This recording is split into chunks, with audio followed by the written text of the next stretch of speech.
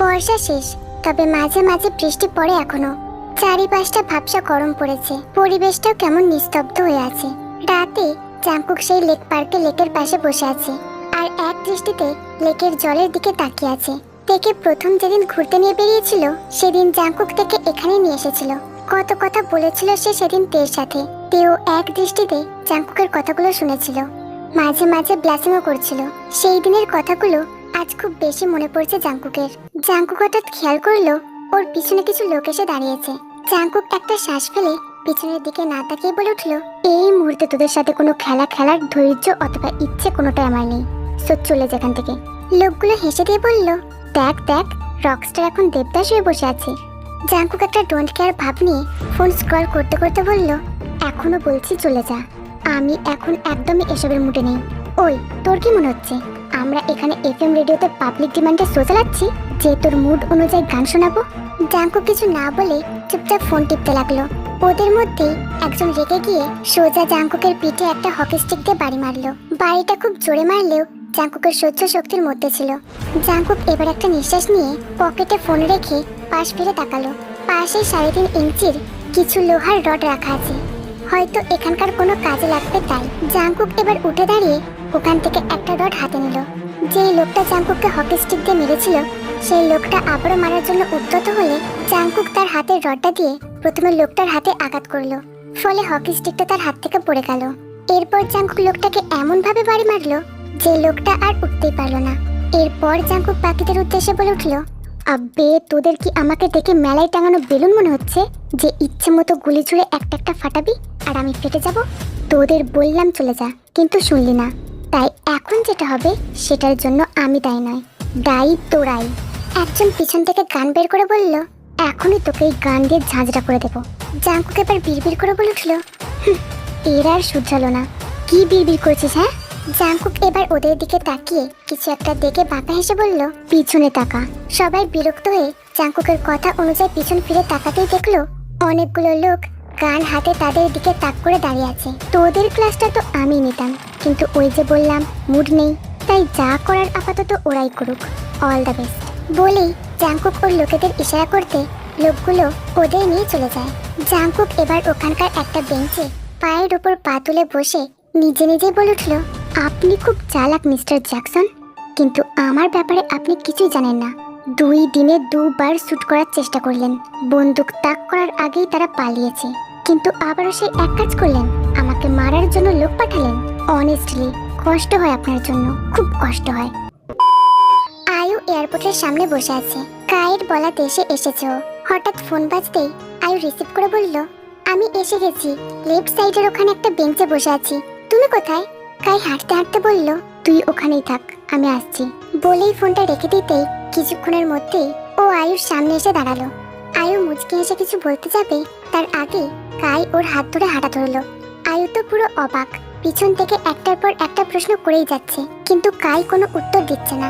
আয়ু ভাবলো এই মুহূর্তে এই পাগলটাকে খেপিয়ে কোনো লাভ নেই, তাই চুপচাপ সেও কায়ের সাথে যেতে লাগলো। কাই এবার আয়ুকে একটা গাড়ির ফ্রন্ট সিটে বসিয়ে দিয়ে নিজে ড্রাইভিং সিটে গিয়ে বসলো। এরপর একটা কাপড় দিয়ে আয়ুর চোখ বেঁধে দিতে লাগলো। আয়ু অবাক হয়ে বলে উঠলো, আরে করছোটা কি এসব?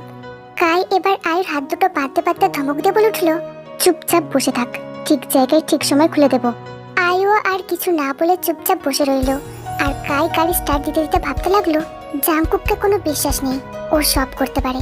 কাই জানে জাংকুক আজ হোক বা কাল এই দেশের ঠিকানা ঠিক পেয়ে যাবে, কিন্তু এই দেশের ঠিক কোন জায়গায় ও থেকে রেখেছে এটা যেন জাংকুক কোনোভাবে জানতে না পারে, তাই সে এই ব্যবস্থা করেছে। আর মামাই বা এখনো কি করছে? এখনো জাংকুকের মৃত্যুর সংবাদ দিতে পারছে না। এইসব চিন্তা করতে করতে আয়ুকে নিয়ে কাই নির্দিষ্ট গন্তব্যে রওনা দিল। এদিকে জিমিন সুগার সাথে কথা বলার জন্য এসেছে। সুগার ইগনোরেন্স ওর সহ্য হচ্ছে না, তাই সে সুগার সাথে এই বিষয়ে সামনাসামনি কথা বলতে এসেছিল, কিন্তু এসে যেটা দেখলো সেটা দেখে জিমিন থ মেরে দাঁড়িয়ে রইল। সুগা একটা অন্য মেয়ের সাথে খুব ক্লোজলি বসে আছে, দুজনে কথা বলছে আর হাসাহাসি করছে, একে অপরের গায়ের উপরে যেন ঢলে পড়েছে এমন অবস্থা। জিমিন ছলো ছলো চোখে কিছুক্ষণ ওদের দিকে তাকিয়ে রইল, এরপর নিজেকে সামলে নিয়ে ওদের সামনে গিয়ে দাঁড়ালো। তারপর হাত ভাঁজ করে বলতে শুরু করলো, ও, এই জন্যই আমাকে দেওয়ার মতো সময় হচ্ছিল না আপনার, তাই না? জিমিনের কণ্ঠ শুনে সুগা থতমত খেয়ে যায়। তো তুমি এখানে কি করছো? কেন? আশা করনি তাই না? ভাগ্যিস এসেছিলাম, নয়তো তোমার এই রূপটা আমি দেখতেই পারতাম না। পাশ থেকে মেয়েটা বলে উঠলো, ও কে বেবি? সুগা মেয়েটার দিকে তাকিয়ে শক্ত কণ্ঠে বলে উঠলো, তুমি যাও এখান থেকে। মেয়েটা আর কথা না বাড়িয়ে ওখান থেকে চলে যায়। সুগার জিমিনের দিকে তাকিয়ে ইতস্তত কণ্ঠে বলে উঠলো, জিমিন। জিমিন সুগাকে থামিয়ে দিয়ে বলে উঠলো, নিজের মুখে আপনি আমার নাম নেবেন না। ওই নাম ডাকার যোগ্যতা আর নেই আপনার। এই জন্যই আপনি আমাকে ইগনোর করেছিলেন। আমার সাথে প্রেম প্রেম নাটকের খেলা করে মন ভরে গেছে তাই না? তাই এখন দূরে সরিয়ে দিতে চাইছেন। এতটা চিপ মেন্টালিটি আপনার। সুগা এবার উঠে দাঁড়িয়ে চেঁচিয়ে বলে উঠলো, এতে এত ওভার রিয়াক্ট করার কি আছে? হ্যাঁ, তুমি আগে থেকে জানতে না আমি কেমন? রিলেশন করলে যে রিলেশনটাকে আজীবন টিকে রাখতে হবে এমন তো কোনো কথা ছিল না। আমি বলেছিলাম তোমাকে এত সিরিয়াস হতে? বলো বলেছিলাম? কি বলছেন তাকে আপনি? যা বলছি একদম ঠিক বলছি। আর এসব ন্যাকামোর প্রেম আমার থেকে আশা করো না। কারোর জন্য আমি নিজেকে বদলাতে পারবো না। Got it? জিমিন কিছুক্ষণ সুগার দিকে তাকিয়ে থেকে চোখ মুছে বলে, বদলাতে হবে না আপনাকে। আমি চলে যাচ্ছি আপনাকে ছেড়ে। আমাদের মধ্যে যা কিছু ছিল সব এখানে শেষ। আজ থেকে আপনিও মুক্ত আর আমিও। করুন আপনার যা খুশি তাই করুন, কেউ বাধা দেবে না আপনাকে। এরপর নিজের হাতের আংটিটা খুলে জিমিন সুগার দিকে তাকিয়ে বলে, সরাসরি ভালোবাসার কথা বলে এই রিংটা পরিয়ে দিয়েছিলেন আমাকে তাই না? আপনার ওইসব মিথ্যের কোনো চিহ্ন আমি আমার মাঝে রাখবো না। শক্ত হাতে রিংটা খুলে সুগার দিকে ছুঁড়ে মেরে নীরবে কাঁদতে কাঁদতে ওখান থেকে বেরিয়ে যায় জিমিন। সুগার ভিতরেও এক অদ্ভুত কষ্ট হচ্ছে। এমনটা তো হওয়ার কথা ছিল না। ও তো কোনো কালই এসব নিয়ে সিরিয়াস ছিল না। তবুও জিমিন চলে যেতে ওর বুকটা তো ফাঁকা ফাঁকা লাগছে কেন? কারণটা কি সেটা তো ওরও অজানা। বেডে গুটিসুটি মেরে ঘুমিয়ে আছে তে। তার পাশে বসেই আয়ু ওর মাথায় হাত বুলিয়ে দিচ্ছে। এক দৃষ্টিতে তের মুখের দিকে তাকিয়ে আছে আয়ু, ঠোঁটে মুচকি হাসি। এতদিন শুধু ভাবতো যে কি এমন আছে তের মধ্যে যে কাই ওর জন্য এত পাগল, কিন্তু আজ সামনাসামনি থেকে বুঝতে পারছে যে কেন কাই তে বলতে পাগল। এত সুন্দর মায়া মাখানো একটা মুখ যে কেউ দেখলে ওর মায়ের পড়ে যেতে বাধ্য হবে। কিন্তু ওর কপালে হালকা কাটা দাগ, ঠোঁটের কোণে ফেটে যাওয়ার চিহ্ন।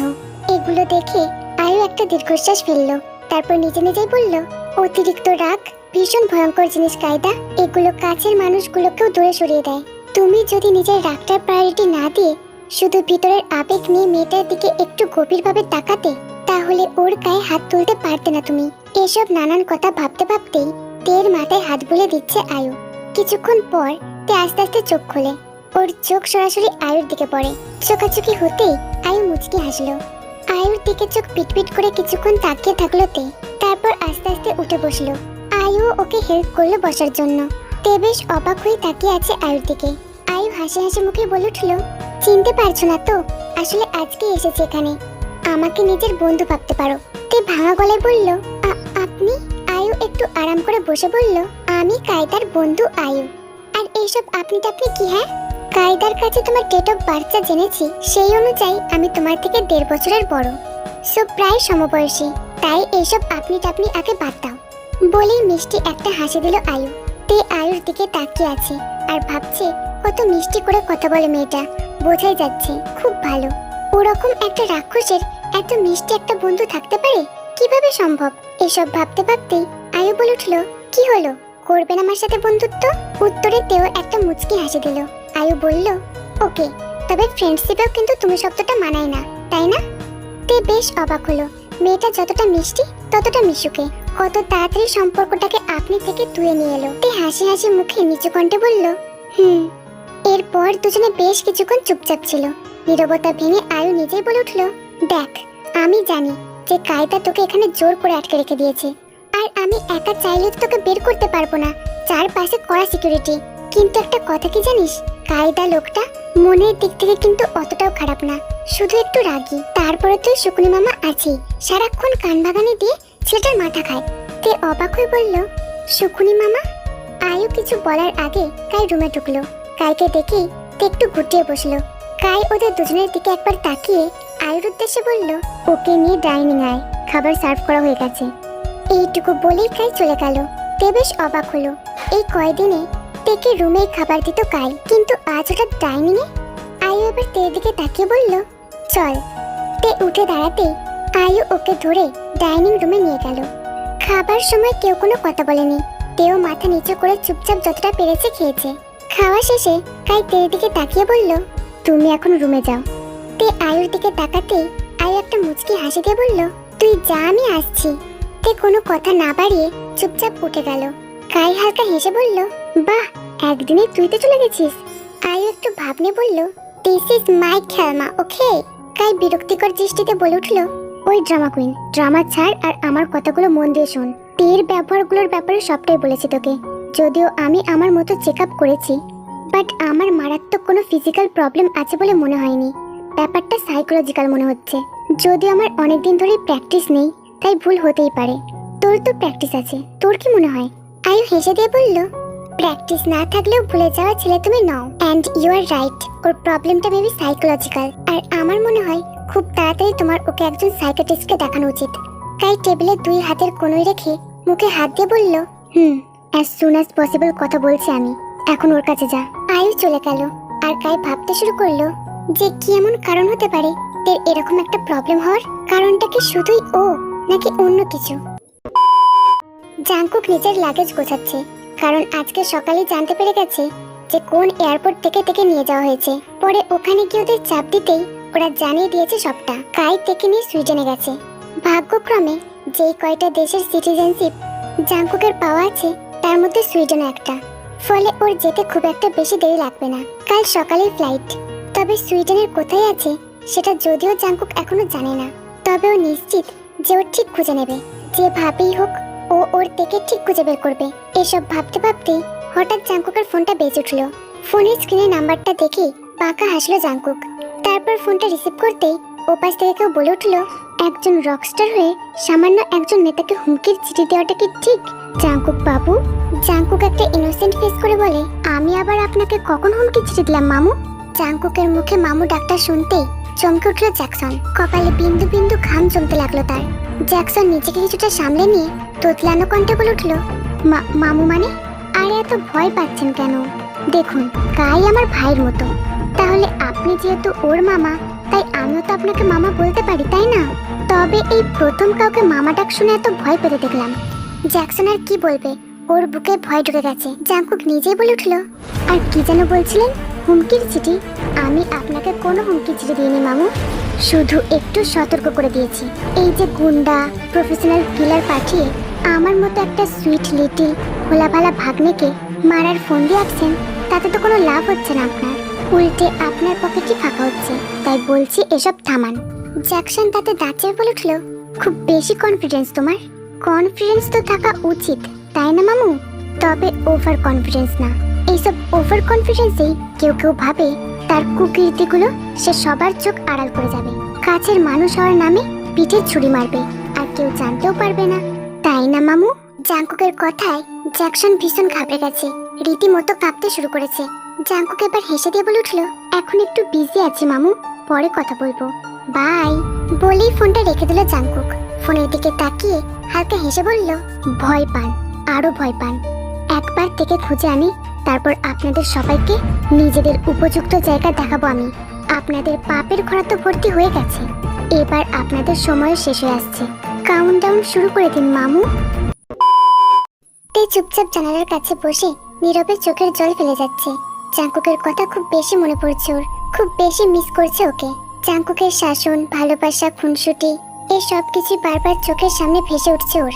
ইচ্ছে করেছে ছুটে চলে যেতে জাংকুকের কাছে, কিন্তু উপায়ও নেই। ওর ইচ্ছে অনিচ্ছের উপর কোনো কিছু নির্ভর করছে না এই মুহূর্তে। শব্দ করে কাঁদতে ইচ্ছে করছে, কিন্তু কোনো এক কারণে সেটাও পারছে না। হঠাৎ কেউ ওর কাঁধে হাত রাখে। তে ঘুরে তাকিয়ে দেখে আয়ু ওর পাশে এসে বসেছে। তে আয়ুকে জড়িয়ে ধরে ফুপিয়ে কেঁদে দেয়। এই অল্প সময়ে বেশ ভালো বন্ডিং তৈরি হয়ে গেছে দুজনের মধ্যে। আয়ু তের পিঠে হাত বুলে দিতে দিতে বলে, কি রে, কাঁদছিস কেন? আমি জানি তোর এখানে থাকতে ভালো লাগছে না, আমি বলেছি তো সব ঠিক হয়ে যাবে, একটু ধৈর্য ধর। তে কাঁদতে কাঁদতে বলে, জাংকুক। এইটুকু বলেই তে আবারও কেঁদে দিল। আয়ু অবাক হয়ে গেল, কার নাম বলছে তে, আর তার কথা ভেবে কাঁদছেই বা কেন? আয়ু এবার থেকে সোজা করে ওর দিকে তাকিয়ে বলে উঠল, কে জাংকুক, কি হয়েছে এক্স্যাক্টলি বল। তে প্রথমে কিছু না বললেও পরে আয়ুর জোরাজোরিতে সবটা খুলে বলল ওকে। আয়ু কিছু না বলে তেকে জড়িয়ে ধরে বসে রইল, আর মনে মনে ভাবতে লাগলো, এটা কি করলে তুমি কায়দা? আমি তো ভেবেছিলাম তে তোমাকে ভালো না বাসলেও ওর মনে অন্য কেউ নেই, তাই আমি ভেবেছিলাম তোমাকে কোনোভাবে শুধরে নিয়ে তেকে কনভিন্স করে নেব। কিন্তু যেখানে ও একজনকে এতটা ভালোবাসে সেখানে তুমি এটা কি করে করতে পারলে? তোমাকে ভালোবেসে আমি নিজের করে পাই বা না পাই, আমি কিন্তু এই মেয়েটাকে ওর ভালোবাসার কাছে পৌঁছে দেবই। আমি কিছুতেই ওদের ভালোবাসাকে আলাদা হতে দেব না, কিছুতেই না। তের কান্না থেমে গেলেও শরীর কেঁপে কেঁপে উঠছে। আয়ু ওকে সরিয়ে তের চুলগুলো ঠিক করে দিতে দিতে বলল, চুপ, অনেক কান্নাকাটি হয়েছে, এবার চল তো। কিচেনে গিয়ে আমরা কিছু স্ন্যাক্স করে দুজনে মিলে খাবো। আর এসব নিয়ে ভাবিস না, সব ঠিক হয়ে যাবে, আমি প্রমিস করছি তোকে। তের চোখ মুছে মুচকি হেসে মাথা নাড়লো। তারপর আয়ু ওকে কিচেনে নিয়ে গেল। আয়ু এইসব করে বিভিন্ন কিছুর মাধ্যমে তাকে ব্যস্ত রাখার চেষ্টা করছে। কখনো রান্না করে, কখনো কিছু একটা খেলে, কখনো অনলাইনে ভিডিও দেখে, এইসব নানান কিছু করে আয়ু ওকে খুশি রাখার চেষ্টা করছে। দুজনেরই বাস্তবিক পরিস্থিতি এক হওয়ার কারণে ওদের মধ্যে বন্ডিংটা তৈরি হতেও সময় লাগেনি। আয়ু আর তে মিলে চা আর পকোড়া বানাচ্ছে। তখন হঠাৎ কাই কিচেনে এলো। কাইকে দেখে তের মুখের হালকা হাসিটাও মিলিয়ে গেল। গোমরা মুখে পকোড়া ভাজায় মন দিল, যেটা কায়ের চোখে পড়লে ওর খারাপ লাগলো। আয়ু ভুরু কুচকে বলল, কি হলো কায়দা, মেয়েদের এখানে তোমার কি কাজ? আমরা রান্না করছি, সো ডোন্ট ডিস্টার্ব। কাই উকি দিয়ে কি রান্না হচ্ছে সেটা দেখে বলল, তো আমি কি একটু ভাগ পাবো, নাকি তোরা দুই রাক্ষসী মিলে খাবি? রাক্ষসী বলাতেও তের মধ্যে কোনো ভাবান্তর হলো না, বরং ও চুপচাপ নিজের মতো কাজ করতে লাগলো। আয়ু রেগে গিয়ে বলে উঠল, কি আমাদের রাক্ষসী বলা হচ্ছে? কাই একটা শ্বাস ফেলে বলল, আচ্ছা বাবা সরি, এবার পাবো তো একটু? হ্যাঁ যাও যাও, পেয়ে যাবে। শিওর তো? আরে বাবা বললাম তো পেয়ে যাবে, যাও তো এখন। এমন খাদক জীবনও দেখিনি বাবা। কাই হাসি দিয়ে ওখান থেকে চলে গেল। আয়ু কিছু একটা ভেবে তের দিকে তাকে মুচকে হেসে বলল, তুই এদিকটা দেখ, আমি একটু আসছি। বলেই আয়ু কিচেন থেকে বেরিয়ে গিয়ে সোজা কায়ের কাছে গিয়ে বলল, কায়দা। কাই সোফায় বসে আয়ুর দিকে তাকিয়ে বলল, কিছু বলবি? আয়ু কায়ের পাশে বসে বলল, সাইকিয়াট্রিস্টের সাথে কথা বলেছো? কাই একটা শ্বাস ফেলে বলল, এখানকার বেস্ট যিনি তিনি এখন নেই, কয়েকদিন পরে আসবেন, তখনই দেখাবো ওকে। আয়ু আর কিছু না বলে উঠে চলে গেল তের কাছে। ও আর কি বলবে এখন নতুন করে, এখন শুধু ডক্টর আসার অপেক্ষা। আর একটা কাজ করাও বাকি আছে ওর, সেটাও খুব গুরুত্বপূর্ণ। এদিকে কিছুক্ষণ আগে সুইডেনে ল্যান্ড করেছে জাংকুক। এখানে জাংকুক আপাতত একটা হোটেলে উঠেছে। আজকের দিনটা আর ওরা বেরোবে না। আগের রুমে বসেই কাই কোথায় কোথায় থাকতে পারে সেই সমস্ত জায়গাগুলোকে মার্ক করবে। জাংকুক সুবিন আর একজন পার্সোনাল সেক্রেটারিকে নিজের সঙ্গে নিয়ে এসেছে। জাংকুক সোফায় বসে কফি খাচ্ছিল, সুবিন ল্যাপটপে কাজ করছিল। জাংকুক কফির মগে চুমুক দিতে দিতে বলল, রেয়ার সব জায়গাগুলো যেখানে মানুষজন কম থাকে, সেই জায়গাগুলোতে ওদের থাকার চান্স বেশি। সুবিন থুতনিতে হাত রেখে বলল, এই দেশে এইরকম জায়গা মানেই তো আইসল্যান্ড। এই রকম জায়গা একমাত্র আইসল্যান্ডে আছে। সেক্রেটারি বলে উঠল, তাহলে তো খুঁজে পাওয়াটা ইজি হবে। জাংকুক কফির মগটা পাশে রেখে বলল, এটা সুইডেন, এখানে বদ্বীপের কোনো অভাব নেই। ওরা জাংকুককে সম্মতি জানিয়ে বলল, এক্স্যাক্টলি, তবে সবগুলো জায়গা খুঁজতে অনেকটা সময় লেগে যাবে। জাংকুক সবাই হেলান দিয়ে বসে বলল, দ্বীপগুলোতে যাওয়ার জন্য যে এয়ারলাইন্স আর জাহাজগুলো আছে সেখানে খোঁজ নিলেই ব্যাপারটা সহজ হবে। জাংকুকের কথা অনুযায়ী বাকিরাও কাজে লেগে পড়লো। আর জাংকুক একটা দীর্ঘশ্বাস ফেলে কফির মগে চুমুক দিল। চা করার খুব তাড়াতাড়ি করতে হবে ওকে। আরো 2 দিন পার হয়ে গেছে। এর মধ্যে কাই তের সাথে কোনো খারাপ বিহেভ করেনি, আর আয়ুর সাথে তের সম্পর্কটা আরো অনেক বেশি ভালো হয়েছে। কিন্তু হঠাৎ করে মুড চেঞ্জ হয়ে যাওয়ার সমস্যাটা তের এখনো থেকে গেছে। কাই ওর রুমে বসে একমনে ভেবেই চলেছে যে আয়ু আসার পর তের মধ্যে পরিবর্তনগুলোকে নিয়ে। খুব বেশি না হলেও এখন মাঝে মাঝে হালকা হাসি ফোটে ওর মুখে, একটু হলেও আগের থেকে ভালো আছে তে। আচ্ছা সত্যি কি তাহলে ও ভুল করছে, নিজে ইচ্ছাকৃতভাবে তের জীবন থেকে ওর সমস্ত সুখ শান্তি খেয়ে নিচ্ছে? তবে যাই হোক, ও মনে মনে ঠিক করে নিয়েছে তের সাথে কোনো রকম খারাপ বিহেভ করবে না। এসব চিন্তা করতে করতেই হঠাৎ ওর ফোনটা বেজে উঠলো। স্ক্রিনে একবার তাকিয়ে ফোনটা রিসিভ করে বলল, হ্যাঁ মামু বলো। জ্যাকসন রাগী কণ্ঠে বলে উঠলো, আর কি বলবো, আমার কোনো কথা শোনো তুমি, শোনার প্রয়োজন মনে করো। কাই ভুরু কুচকে বলল, কি সব বলছো মামু? জ্যাকসন ঝাঁঝালো কণ্ঠে বলল, ভুলটা কি বলেছি? তোমাকে কতবার বললাম আয়ুকে ওখানে নিয়ে যেও না, কিন্তু না, তুমি আমার কথা শুনেছো? ওই মেয়ের প্রেমে অন্ধ হয়ে গেছো তাই না? তাই ওর ভালোর জন্য আমার বারণ করার সত্ত্বেও আয়ুকে ওখানে নিয়ে গেলে। কি হয়েছে বলবে? ওই আয়ু জাংকুককে জানিয়ে দিয়েছে যে তোমরা আইসল্যান্ডের কোথায় আছো। কাই অবাকের চরম সীমায় পৌঁছে গিয়ে বলে উঠলো, হোয়াট? এখন আর হোয়াট বলে কি হবে, যা হওয়ার তো হয়ে গেছে। বারবার বলেছিলাম যে ওই মেয়ের প্রেমে কত হয়ে যেও না। এবার দেখলে তো আমার কথা না শুনে কি হলো। এখন পারলে জাংকুক আসার আগে দেখে ওখান থেকে সরিয়ে ফেলো। এবার অন্তত বোঝো আমার কথাটা, আমি কিছু খারাপের জন্য বলি না, সব সময় তোমার ভালোটাই চাই আমি। কাই রাগী আর স্থির কণ্ঠে বলে উঠলো, রাখছি। জাংকুক, তোকে তো আমি আর ছাড়ছি না।